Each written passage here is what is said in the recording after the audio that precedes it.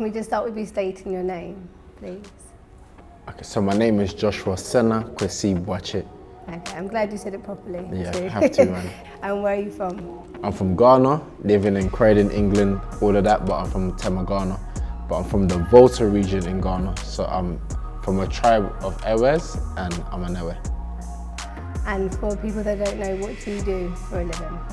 For a living, I'm a professional boxer.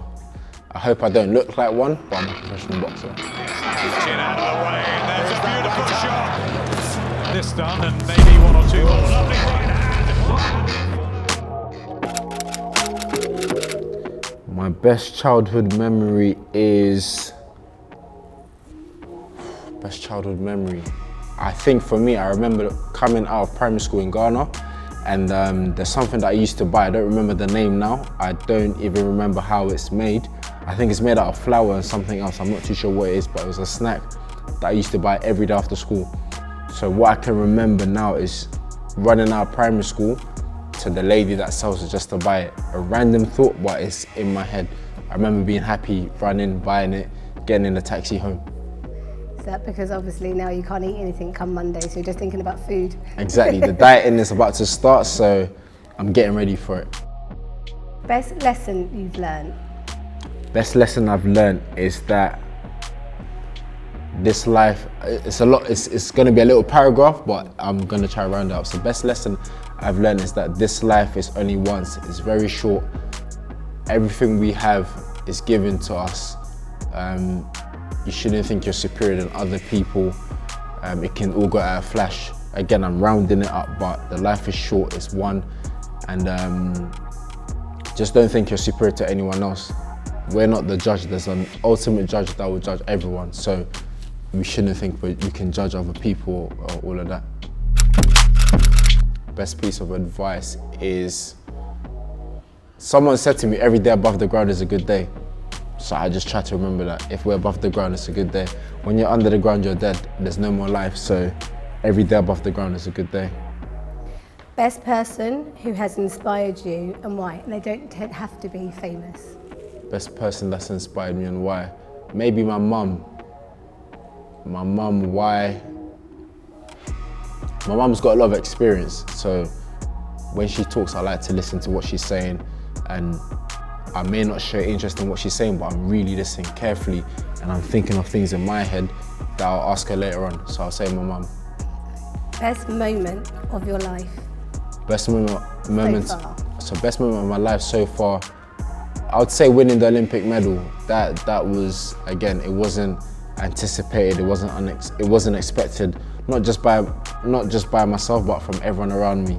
You know, it's the biggest stage, it's the peak of an amateur boxer, so going there at the worldwide level and leaving with a medal meant everything.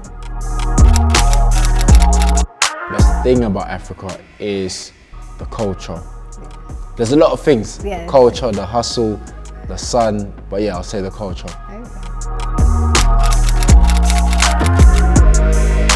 Best thing fame has brought me is appreciation of hard work, because some people see what you do, they like what you do, and when they see you, they show you love because they're like, you know what, I respect what you do. They understand how hard it is, and for someone to be successful at it, they give you credit for that. And I'm the same. If I see someone that's successful at what they do, I have to respect it, I have to rate it, because I'm like, wow, you're on top of what you do. And even those that are just starting off and trying, I respect that. The most negative part of it is, of course, everyone has an opinion now with social media. So you might be going through hell, you know, sweating, crying blood, everything, but people won't see that side. And if you don't get the result that you want, then they comment on it. Even if you're winning and you're up, people will still have negative things to say. And it's all behind social media. They will never come to your face and say it, never. Best place for peace of mind for you to be Best place for peace of mind for me is Ghana, back home in my motherland, and it's at my mum's house, just chilling in the balcony or in the front place, whatever you call it, where there's breeze and there's just calmness. So that for me, it has to be that. Best movie. There's so many movies that are the best, but for me, it has to be Titanic. Nothing beats Titanic. Titanic's got everything in it. everything's in Titanic, and I'm even scared of the ocean. So for that to be up there, yeah, it's a sick film, man. Best book I've read, I don't read at all, so I have to say the Bible. I genuinely don't read, you know. I've read when I was at university, but I don't really go out of my way. So the book that I do read is the Bible. How important is God, especially in what you do? Especially in what I do, God's everything, because I always say that if that stops, then boxing stops. Because for me, the confidence and everything I have when I go to fight is from the Bible, it's from what I read, it's about God. So without that, I wouldn't have the confidence or the courage to get in the ring to fight. And in life as a whole, I don't know how people have hope. I don't know what they're hoping, but because I've got this hope and this faith, it enables me to go through life day by day. I don't know what people hope for, but I have hope. And I don't know what people have faith in, but I have faith.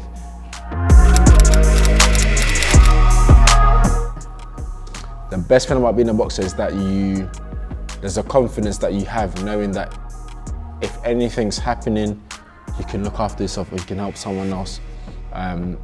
If it's physically, you know how to protect yourself. That's always a good thing to have, whether people want to admit it or not. Knowing that you can look after yourself and possibly someone else, it's a big thing to have. So I'll say for me, that's what it is. Best boxing memory, again, I'll tie it back to winning the Olympic medal. I'd say that was the best boxing memory I've had so far, and just winning my first fight, because from then I knew I was a winner. I knew that I know how to win. I knew that if I get in this ring to fight, I know what winning feels like, and that's what I want to replicate every time. So I know that I'm a winner, I can win. So I'd say those two moments definitely are number one. There was a specific fight within the Olympics that was my best victory, and that was my second fight in the Olympic Games. And it was against a guy from Uzbekistan who at that point was a 6-time world medalist. At that time I was like, I've only just won a bronze in the European Championships, but at world level he'd won 6, and he was the flag bearer of his whole country. So that was the one, because it was at that point that it said, okay, if Josh loses to this guy, it's understandable. Josh hasn't got the experience at all to beat this guy, and I knocked him out in the 3rd round. So I'd say that was the most important victory and the best victory that I had.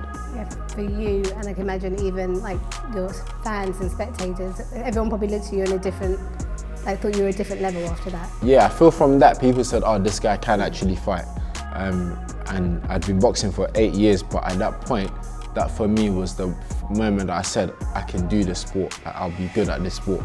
Because you box people and you win and you don't know what it's like, but when you're at the Olympic Games and you're boxing the best men in the world, you're not fighting people outside the planet Earth. So if you're all in this event and you're beating them, then you know you're good enough. Best opponent you could face? Best opponent I could face? Yeah. I'd say probably my favourite fighter, Joe Fraser, best opponent I could face. Or my best friend, Shane Sobers, yeah, he's a guy I want to actually get in there and handle business, yeah. Why? He's always talking rubbish. If he were here right now, he'd be talking rubbish, but definitely I'd say it'd be him, yeah. Best walkout song, tricky one. I would say currently my favourite artist is Stonebwoy, so it'd be any of his tracks, really and truly. A Ghanaian artist, yeah. So yeah, I'd say it'd be any of the songs that he's made recently, I'd walk out to that. Do you want to give us a bit of your singing ability and kind of do a bit of a track? I can do anything on this planet, Aisha, anything. God's given me talents in anything. There's only 2 things that I can't do, and that's dancing and singing, unfortunately. Dancing? Yeah. Okay, another Ghanaian that's the same as me, that's fine. We're in the same boat then, we're good. Good.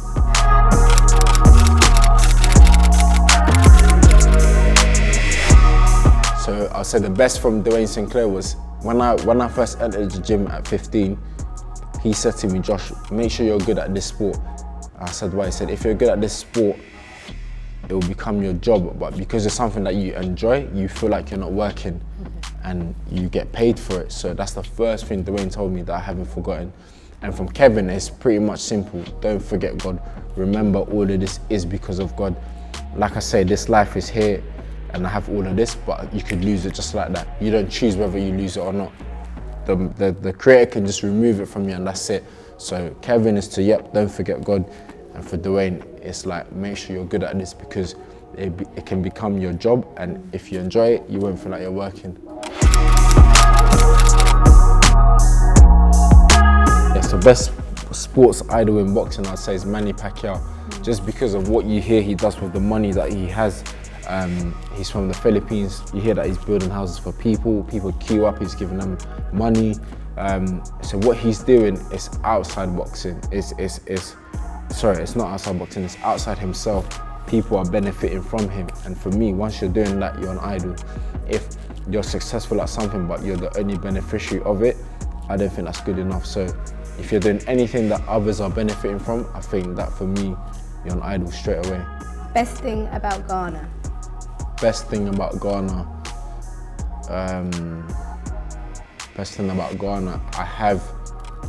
when I'm in Ghana, I always say I'm home. Or I'm like, this is where I'm from. The people are like me. These people are, I'm one of them. So there's a sense of familiarity, there's identity. I'm like, this is home. I'm comfortable, I'm like, this is it, I'm here. And then another thing about Ghana, when I go to Ghana, it makes me grateful. And I'll tell you why, because I always see the other side of life in Ghana. The hustle that people go through. The sun beating on your skin is hot in Ghana, but these lot are sweating, but they're still carrying on with the grind. And their grind, I don't know what it's even bringing in. They're probably working harder than any of us, but their grind is bringing in the smallest amount of money you can imagine. But they're happy with what they got, and the grind is constant. And I almost say to myself, damn, that could have been me. I could have, even today I was on the phone to my mum, and for some reason she was saying, imagine if you never came to England, you wouldn't be doing what you're doing. And I was like, it's true, I could have been in Ghana, one of the people in Ghana. There's a good life in Ghana, but there's poverty there too, so it always makes me grateful that, do you know what, if I didn't come to this country, then I would have been in that situation. So I always say to my uncles and my aunts and my parents, I'm a beneficiary of what you guys have done. My generation onwards, we have an easy life. Our life is easy because you guys really came before us and went through the hustle. So for that, I'm always grateful. When I'm in Ghana, I always look at people and I'm like, that could have been me there. You know, that could have easily been me living this life. So I'm always grateful when I go back and I look around and that. Best Ghanaian dish? Best Ghanaian dish, it has to be rice balls and granite soup and chicken. Has to be, is it? Yeah. Has to be. Yeah. Like, I'm in Ewe and people are expecting me to say banku and okra soup. That's nice too, but the rice balls and the granite soup and chicken, nothing beats that. The best thing being connected with the local community is that people can see that, oh, I came from Croydon, and if they perceive what I'm doing as successful, they can be like, okay, he's doing well. And I say perceive because not everyone might look at what I'm doing and think, oh, he's successful at what he does. Some people might be like, okay, cool, it's boxing, who cares about that? Others may be like, damn, like he's doing boxing. We went to school with this guy, we went to primary school, we went to college, uni, he was just like some normal dude, now he's doing boxing. So yeah, I guess people seeing that I came from the same area as them and I put my mind to something and it's going quite well. So I want people to be able to relate to that, and people that are younger than myself or even older just look at it and say, oh, he's from Croydon. I didn't come from anywhere special to do what I'm doing. So I want them to relate to it and to know that they can do it. I just found something that I enjoyed fully and I said I'm going to put everything into it. But there were no guarantees and no one said in 8 years time you're going to win the medal, and then in 10, 11, 12, 13 years time you're going to win all these professional titles. No one said that, but I chased it and I behaved as if I was going to do it. So yeah. The best thing that keeps you motivated? Motivation, the best thing that keeps me motivated is that I feel that I've got a talent or that I'm good at something. So I can't just be at home sitting down not using it. I can't just be watching other people using their talents and doing well. I've got something, so I have to use it. And at the end of the day, they talk about a story where a master gives servants X amount of things. For one, he gave 1. Other servant, he gave 3. Other servant, he gave 5. He traveled away for a bit. When he came back, the first servant said, the 1 you gave me, I made it 2. The one that had the 3 said, I made it 6. The one that had the 5 said, I was a bit scared, so I hid the 5 that you gave me, and I've still got 5. And it said that the master took away that 5 from him because 1 doubled it, 3 doubled it, 5 was too scared. So the master's like, why didn't you use or multiply what I gave you? So it's always in my head that whatever it is, I have to, let me do something with it. I don't know where it's gonna take me, but let me do something with it. Yeah, but also I'm a good talker, so don't listen to me. You can tell. Yeah, like, talk's cheap, so yeah. The best bit of advice you'd give anyone wanting to get into boxing? Best bit of advice for boxing is that you're pretty and you're beautiful. Don't let them hit your face if you can. Yeah, it's that simple. Learn the sport and consistency wins all the time. I'm not here because I have a mad talent. People that I see that started boxing before me or with me, when I see them now, they always say, look how far you've come, Josh. And I'm like, yeah, there's no difference. I just kept on doing it. Good days I'm in the gym, bad days I'm in the gym. Days that I'm sad, I'm in the gym. Days that I'm happy, I'm in the gym. Every day I'm in the gym. Whatever I'm doing, I think boxing. Every single day of my life since I started, it's boxing all the way. Even on holiday, I'm thinking boxing. When I'm packing, I pack training stuff, then the holiday stuff, because I know that when I'm away, I'm gonna be doing something. So it's always boxing all the time.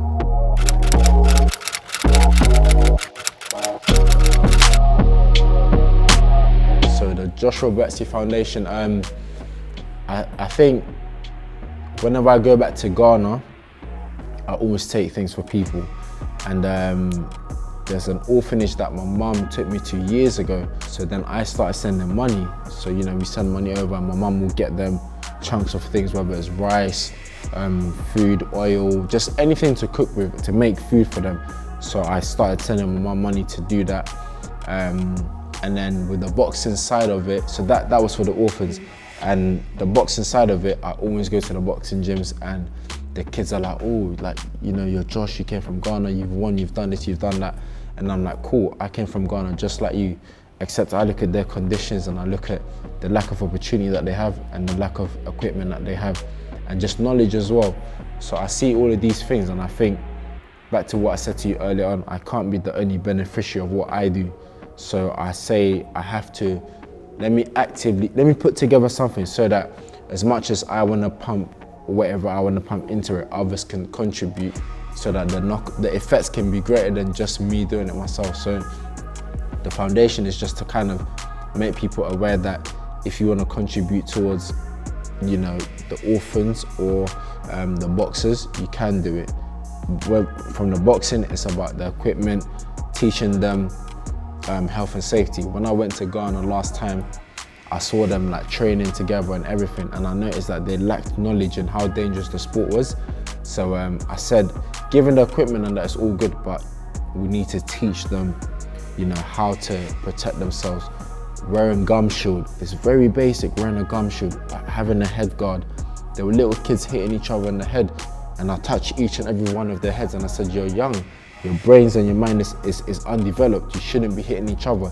If you are going to hit each other, make sure you have a head guard on, make sure you have big gloves on, because in societies like that, people can get injured and get thrown to the back. And you're going to meet someone when they're 20 and they'll say, oh, I used to do boxing when I was like 8, but something happened, I was injured, I had no medical attention, this is why I'm in this condition now, this is why I'm in this state. So I'm just saying, if we can teach and educate these things, then hopefully the culture can change a bit more.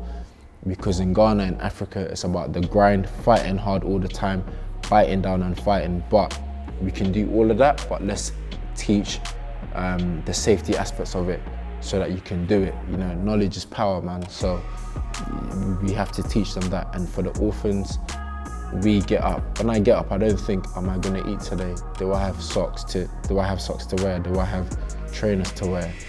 I don't think about that. People get up and they don't know when they're next eating. So if we can provide for them, and for me, and most of us, we know who our mum and our dad is. Some orphans, they've never met their parents. They don't know who they are. So they're being cared for by other people. So if we can provide for them, whether it's food, clothes, whatever it is, we can do that too. How important is it to give back? It's everything. Boxing is what I do, but my main drive is to give back. Again, I'll echo again, if I'm the only beneficiary of what I'm doing, then there's no success or there's nothing good about that. It can't just be me, that's quite boring. How important are organisations like Best of Africa? Very good, because they bring awareness to a wider audience of people, what the people are doing, of athletes. You know, some athletes are painted in a certain way, or there's not a rumour, but there's, I don't want to say a rumour or a stigma, but there's certain things that certain athletes are portrayed in a certain way.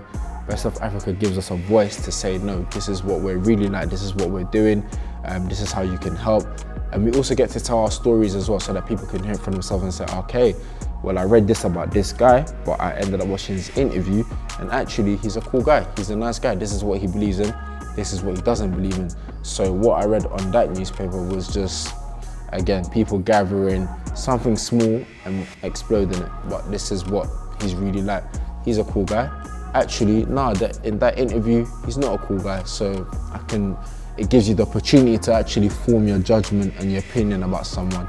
So stuff like this, platform like this is great for us athletes and businessmen and entrepreneurs, whatever it is that someone's doing. A platform like this gives you the voice to speak up and for people to, again, to watch and listen and form their opinion about you. So, what's your 5-year plan? I'll keep it short, I'm not 10. Yeah, my Do a 5-year plan. Great question, and the maddest thing is I don't have one. Okay. I have daily goals, I have hourly goals. I don't know what I'm doing tomorrow. Tomorrow's Thursday, I don't know what I'm doing yet. I'm gonna go home and figure that out. Of course, there's a long-term plan, and we all have that. I wanna be a world champion, but I have daily goals. I have monthly, weekly goals, hourly goals. After this, I've got another goal, which I'm gonna do.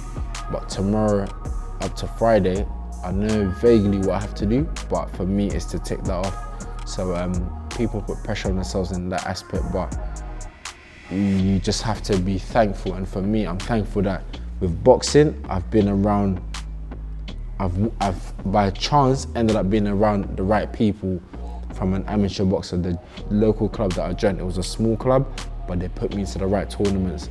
My coaches were 100% loyal to me. I was loyal back to them. We worked through it for 8 years, got into the Olympic team, went through all of that. Now doing professional boxing for 4 years, I feel I'm with the right people. So it's just, I walked into the right opportunities and I'm making the most out of it. But day by day, man, have a goal, knock it off. If it's to, my goal right now is to have a successful camp and to win my next fight.